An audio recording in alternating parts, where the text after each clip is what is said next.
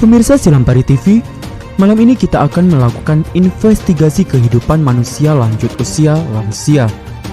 Mereka diduga dibuang oleh anak kandungnya sendiri, hingga ditempatkan di panti jompo.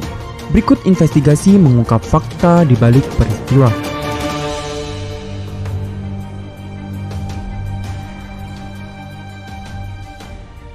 Tim investigasi Silampari TV menyambangi panti jompo Tresnawarda Budi Luhur, letaknya di Jalan Garuda, Kelurahan Kayu Ara, Kecamatan Lubuk Linggau Barat 1. Disinilah tempat tinggal para lansia menyambung hidup dan bahkan menunggu umurnya semakin menua. Terungkap kisah pilu dialami para lansia itu, di mana mereka tidak memiliki keluarga, kerabat, bahkan hidup sebatang kara. Uniknya, dari pengakuan lansia ini, mereka merasa lebih nyaman hidup di panti jompo. Muncul pertanyaan, bagaimanakah kisah hidup mereka selanjutnya? Dan setelah lansia ini bermukim di sana bertahun-tahun atau untuk selamanya, tim investigasi Silampari TV mengungkap keluh kesah mereka hanya untuk pemirsa Silampari TV. Diketahui, mereka ternyata memang hidup sebatang kara dan terlantar. Namun lansia ini masih beruntung karena mendapatkan perhatian dari pemerintah daerah. Ada sebagian dari mereka yang dititipkan kepada pihak panti setelah sebelumnya para lansia itu ditemukan di jalan, hidup terlantar tanpa keluarga, kerabat, dan bahkan anak. Lansia ini sebatang kara ditinggal keluarganya. Di panti jompo ini kami melihat lansia sedang berbincang, mengobrol, dan sekedar duduk termenung melihat suasana di lingkungan panti jompo. Dan tidak hanya itu, kami mencoba untuk menemui pengurus panti jompo. Pengurus panti jompo Tresnawarda Budi Luhur, Diah Sinta, memberikan informasi mengenai panti jompo ini. Perempuan berhijab ini menyebutkan, saat ini keseluruhan dari penghuni panti dihuni 30 orang. Terbagi dari lansia perempuan 16 orang dan laki-laki kurang lebih 14 orang. Ia menyebutkan banyak dari mereka berasal dari berbagai suku, tidak hanya dari kota Lubuk Linggau saja. Bahkan mereka datang hanya membawa tangan kosong dan tidak membawa identitas atau KTP sama sekali. Para lansia terkadang ditemukan petugas dinas sosial di pasar, di jalan, atau bahkan tidak punya rumah. Malah ada yang terlantar di lingkungan warga. Kemudian, sambung Diah Sinta, oleh ketua RT setempat diantarkan ke panti jompo. Diah Sinta menyebutkan hal ini menyedihkan. Para lansia yang sudah tinggal di panti tidak mendapatkan bantuan dari keluarga bahkan kerabatnya. Ini sungguh memilukan sekali.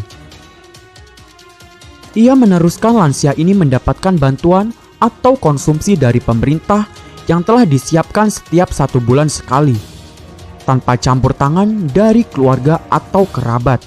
Diah Sinta merasa kasihan. Di usia tua seperti ini, mereka harus menjalani kehidupan sangat hampa, dan tidak ada keluarga yang menjaga mereka, merawat, dan memberikan kebahagiaan di sisa hidupnya. Diah Sinta mengimbuhkan, hal ini baik bagi para lansia, masih diberikan kesehatan, sehingga bisa menjalankan aktivitas dapat dikerjakan, seperti membuat anyaman tikar, jala, dan sebagai pengisi waktu dari para lansia. Kalau saat ini keseluruhan jumlah kakek dan nenek panti jompo yang menjadi klien kami itu ada 30-an orang. Ada perempuannya ada 16, laki-lakinya ada 14. Kalau dari asal mereka sih, maksudnya kalau mereka sukunya itu ada suku Jawa, ada suku Sumatera, ada Padang. Tapi kalau mereka itu datang ke sini itu memang kadang ada yang tidak ada KTP sama sekali, memang betul-betul orang yang terlantar, entah itu dia didapat dinas sosial terlantar di pasar atau di jalan, atau ada yang tidak punya rumah kemudian numpang di rumah RT setempat kemudian diantar ke sini. Kalau dititipkan sih belum ada yang dititipkan ya, nggak ada yang dititipkan. Kalau ya rata-rata nenek-nenek datang ke sini itu diantar oleh dinas sosial setempat, kemudian pemerintah setempat atau warga setempat atau dari pihak kepolisian yang mendapatkan orang tua terlantar. Ada sama sekali. Kalau dari pihak nenek-nenek yang menjadi klien di sini nggak ada yang pernah datang untuk ngasih, jangankan ngasih subsidi, untuk datang melihat aja belum pernah ada. Karena memang klien panti di sini sepengetahuan kami memang mereka tidak memiliki keluarga sama sekali. Nah, kalau untuk sumber makanannya itu memang dari pemerintah. Memang mereka sudah ada jatah setiap bulan dari pemerintah Provinsi Sumatera Selatan. Kalau nenek-nenek di sini aktivitasnya banyak ya, ada olahraga kalau hari Jumat, kemudian ada siraman rohani,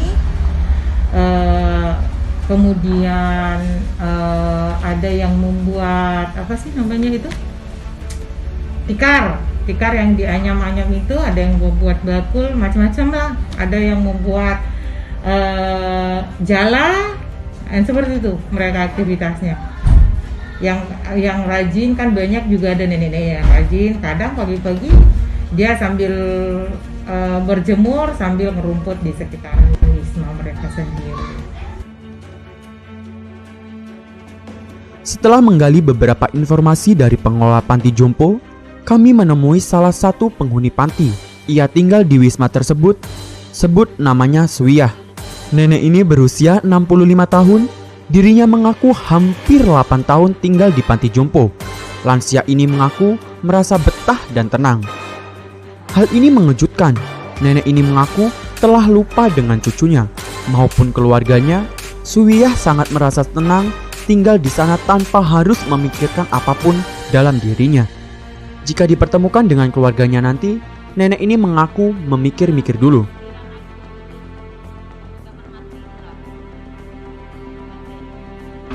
Dengan ibu siapa, Bu? Nama ibu siapa, Bu? Sauya. Udah berapa lama, Bu, di sini, Bu? 8 tahun kalau yang lah habis di sini. Alhamdulillah betah. Tak ingat lagi aku di cucuk-cucuk keluarga aku. Aku senanglah sini, tenang utak. Ada keinginan buat kembali ke keluarga nggak, Bu? Keinginan kembali ke keluarga ada nggak, Bu? Harapannya kembali ke keluarga tuh ada dalam hati gitu. Nantilah kapan-kapan lah. Kalau uji yang kuasa nak berkubur di tumpah darah aku, balik ke dusun. Kalau uji yang kuasa di sini di panti ni lah, alhamdulillah. Pengurus kami ada. Apa tanggapan psikolog mengenai kisah Manula yang dibuang keluarganya sendiri? Saat dihubungi, psikolog Esrina Maya menegaskan jika lansia sangat membutuhkan peran keluarga dan kriteria lain selain masa perkembangan tadi, lansia juga merasa kesepian karena anak-anaknya sudah pada pergi dan cucu-cucunya juga akan merasa tidak lama bermain bersama neneknya.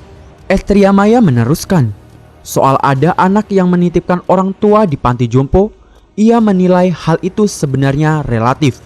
Maksudnya, tergantung dari hal atau kesepakatan yang dilakukan oleh anak ke orang tuanya yang sudah lanjut usia. Kira-kira orang tuanya bersedia tidak ditempatkan di panti jompo. Karena, sambung dia, untuk saat ini, kebanyakan lansia ditempatkan di panti jompo karena dipaksakan. Adapun lansia ditempatkan di panti jompo, ada beberapa alasan, yakni anak tersebut tidak sanggup merawat dan kesibukan bekerja dari anak-anaknya. Tentang lansia, gimana sih lansia itu kalau ditaruh di panti jompo gitu, kira-kira seperti apa gitu ya kondisi psikologisnya. Pertama-tama sebelum kita bahas ke kondisi psikologis lansia yang nanti akan dialih rumahkan gitu ya, dialih rumahkan ke panti jompo, kita mesti tahu dulu nih, sebenarnya lansia sendiri itu kan tahap perkembangan terakhir di fase perkembangan manusia ya, Dek ya. Iya, Bu. Ya, itu ada beberapa tugas perkembangan atau hal-hal fase-fase yang bisa dialami oleh individu pada usia tersebut. Misalnya yang pertama, ternyata lansia ini sedang menyesuaikan diri menerima peran-peran baru, peran-peran yang sudah mungkin tidak bisa jalan kayak dulu lagi. Terus mulai belajar menerima bahwa ternyata mereka nggak segagah dulu lagi. Ada penurunan di mata, tangan, fisik seperti itu ya. Kemudian selain itu juga ada dia mempersiapkan kematian, dan dalam hal ini dia sangat membutuhkan yang namanya peran keluarga. Dan kriteria lain selain fase perkembangan tadi yang sangat erat dimiliki lansia itu adalah ada perasaan kesepian. Itu dominan banget karena kan anak-anaknya udah pada pergi mungkin ya. Terus cucu-cucunya juga biasanya dengan rentan fase yang berbeda itu nggak akan bertahan lama kalau main sama eyang-eyangnya, karena mungkin yang dibawa sudah beda. Kalaupun mau ngasuh juga mereka itu nggak punya tenaga untuk bisa full atau ekstra nemanin cucu-cucunya. Akhirnya beberapa perasaan yang dirasain lansia adalah kesepian tadi itu. Nah, kalau untuk gimana nih kalau misalkan ada wacana lansia nanti ditempatkan di panti jompo. Nah, ini sebenarnya relatif ya. Maksudnya tergantung dari hal atau kesepakatan yang dilakukan oleh anak ke orang tuanya tersebut, orang tua yang udah lansia tersebut. Kira-kira di panti jompo ini sudah dikomunikasikan belum? Ditawarkan nggak? Orang tuanya bersedia nggak? Soalnya di beberapa kasus yang menjadikan panti jompo itu sebagai alternatif yang kurang tepat, itu kebanyakan dipaksakan.